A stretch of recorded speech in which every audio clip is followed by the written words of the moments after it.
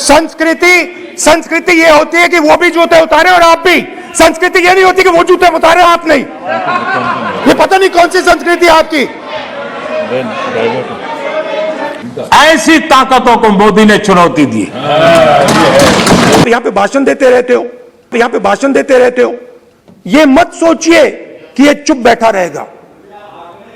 ये मत सोचिए कि ये चुप बैठा रहेगा, ये चुप नहीं बैठा रहेगा। इस सरकार का अंत विरोध करने की इनको आदत लग गई है। सुबह सुबह शुरू हो जाते हैं। और यहां मैंने देखा हमारे अजय रंजन जी कह रहे थे क्या रखा है मोदी मोदी मोदी मोदी करते रहते हो, है यही कर रहे थे। हाँ सब लोग मोदी मोदी मोदी बोल रहे हैं, हट के बोल रहे हैं। आप हंसिए, आप लोग सुबह होते ही शुरू हो जाते हैं। एक पल मोदी के बिना नहीं बिता सकते। The king does not agree. Modi तो आपकी प्राण शक्ति है।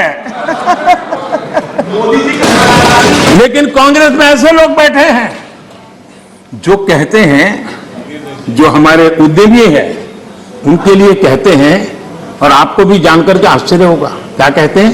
वो कहते हैं ये उद्यमी लोग कोरोना वायरस का वेरिएंट।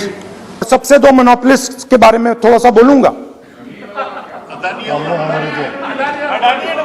उसको वो कोरोना के समय अलग अलग वेरिएंट्स आते हैं ना, डेल्टा, ओमिक्रॉन, वो AA वेरिएंट है। जो भी हिंदुस्तान में होता है उधर अदानी जी दिखाई देते हैं।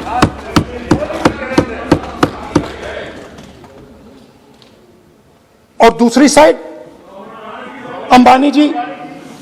बताइए क्या हो गया।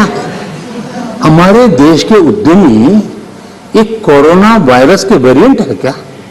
हम क्या बोल रहे हैं, किसके लिए बोल रहे हैं। कोई जरा आपके अंदर बैठे तो जरा बोलो तो सही, क्या हो रहा है। पार्टी का नुकसान हो रहा है, कांग्रेस पार्टी का नुकसान हो रहा है।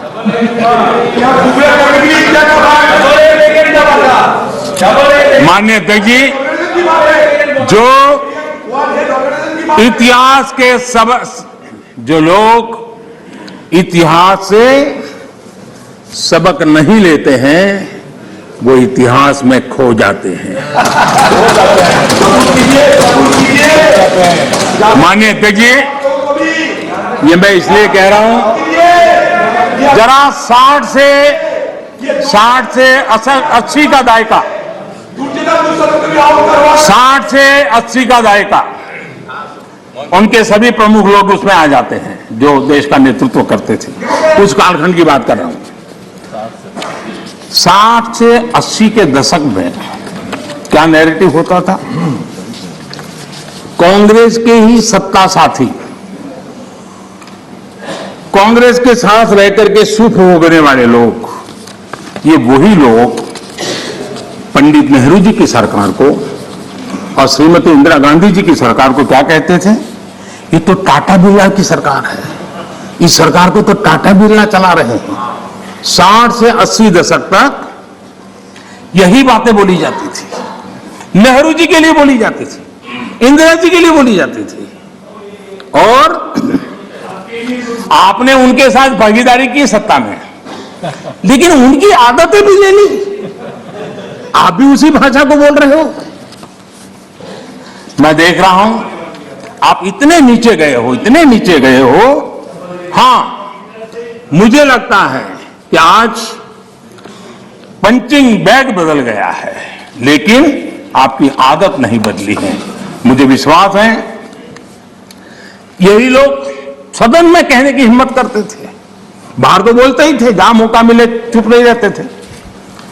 वो कहते हैं मेक इन इंडिया हो ही नहीं सकता है। बताओ, इसमें आनंद आ रहा है।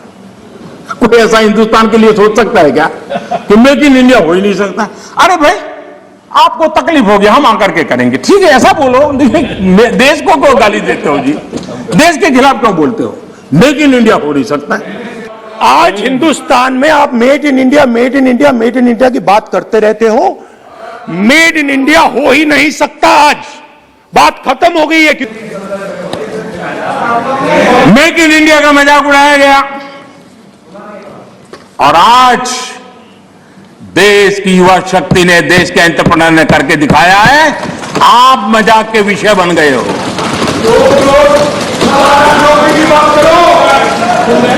और मेक इन इंडिया की सफलता आप लोगों को कितना दर्द दे रही है, ये मैं भली भांति समझ पा रहा हूं।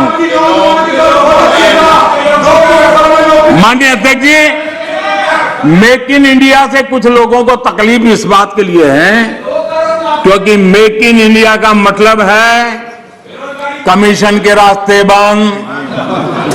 मेक इन इंडिया का मतलब है भ्रष्टाचार के रास्ते बंद। मेक इन इंडिया का मतलब है तिजोरी भरने के रास्ते बंद। और इसलिए मेक इन इंडिया का ही विरोध करो। भारत के लोगों के सामर्थ्य को नजरअंदाज करने का पाप,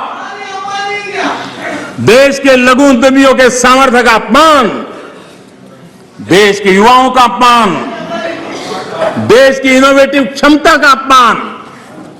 माननीय अध्यक्ष जी, देश में इस प्रकार का नकारात्मकता का, निराशा का वातावरण, खुद निराश हैं, खुद सफल नहीं हो पा रहे हैं, इसलिए देश को असफल होने करने के जो खेल चल रहे हैं उसके खिलाफ देश का नौजवान बहुत जाग चुका है, जागरूक हो चुका है। माननीय अध्यक्ष जी, पहले जो सरकार चलाते थे जो, और जिन्होंने 50 साल तक देश की सरकारें चलाई, मेक इन इंडिया को लेकर उनका क्या रवैया था? सिर्फ डिफेंस सेक्टर को हम देखें तो सारी बातें समझ आती थी। वो क्या करते थे, कैसे करते थे, क्यों करते थे, किसके लिए करते थे। पहले सालों में क्या होता था, नए इक्विपमेंट खरीदने के लिए प्रोसेस चलती थी, सालों तक चलती थी। और जब फाइनल निर्णय होता था तब वो चीज पुरानी हो जाती थी। अब बताइए देश का क्या बना, आउट ऑफ डेट हो जाती थी और हम पैसे देते थे। हमने इन सारी प्रोसेस को सिंप्लीफाई किया। सालों से पेंडिंग डिफेंस सेक्टर के जो इश्यू थे उसको हमने निपटाने का प्रयास किया। पहले किसी भी आधुनिक प्लेटफॉर्म या इक्विपमेंट के लिए हमें दूसरे देशों की तरफ देखना पड़ता था। जरूरत के समय आपाधापी में आयुध खरीदा जाता था, ये लाओ वो लाओ, कौन पूछता है भाई, हो जाए। यहां तक कि स्पेयर पार्ट्स के लिए भी हम अन्य देशों पर निर्भर रहे हैं।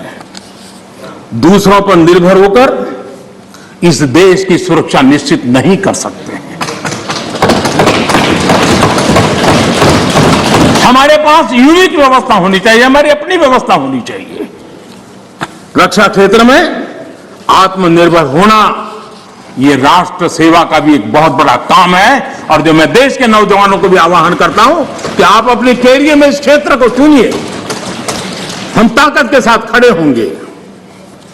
माननीय अध्यक्ष जी, इस बजट में भी हमने ज्यादा से ज्यादा रक्षा उपकरण भारत में ही बनाएंगे, भारतीय कंपनियों से ही खरीदेंगे, ये बजट में प्रावधान किया है।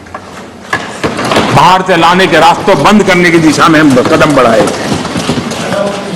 हमारी सेनाओं की जरूरत पूरी होने के अलावा हम एक बड़े डिफेंस एक्सपोर्टर बनने का सपना लेकर के चल रहे हैं और मुझे विश्वास है यह संकल्प भी पूरा होगा।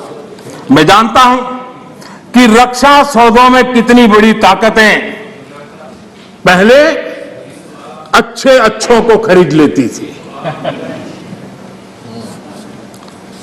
ऐसी ताकतों को मोदी ने चुनौती दी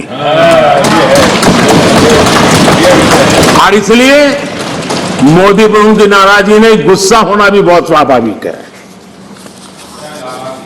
और उनका गुस्सा प्रकट भी होता रहता है।